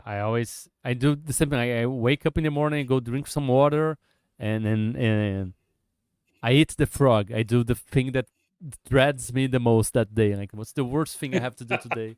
Like the first thing I try to do because Awesome. then the day feels a lot lighter, right? Like Right. I already did this, Knock that off the so I list. can I can do. I can. It's lighter. I don't Yeah. know. Brian, thank you so Thank much you. for being here and sharing your story, your work, your journey, your wisdom, the way you do your work. And do you have any last messages for the wonderful weirdos out there that are still listening to us? If you're still listening and if you're thinking about making something, do it. Put it out there and then do it again. Don't stop. Somebody is going to find what you're making. They're going to like it. And then you will continue Yeah, to make friends, and one day you'll be here chatting away. yeah. Stick to it. Right. And like the thing we talked about, right? Like uh, 2 steps of being good on anything. First step is just being bad at Yep. it, suck at it. Second step, keep doing it. You get better. You learn things. You connect to other people that are sucking at it with you, and you learn together, and you will grow. And you start hanging out with them like we're doing here. And Brian, where people can find you on the winter webs out The there easiest place is to find your work, your sure. products. Just go to briancolin.com, and that has all the links to all the other places with all the things. Awesome. And there will be links on the show notes. So if you're wondering where you can get Vast Grimm and all the amazing things that Brian does, and links for the backer kits that it's going to launch will be on the show notes. So check it out there, click it, and support Brian and his amazing work. Brian, can you take us out saying the catchphrase of the show? Keep it weird, everybody. Hey, everybody. Keep it weird, everybody. Thank you for listening to Weird Games and Weirder People. If you'd like to keep up with the show, please subscribe to be notified when we release new episodes. If you'd like to support us, please leave a review or head on to code-fi.com/WGNWP. See you next time, and remember, weird is the new wonderful.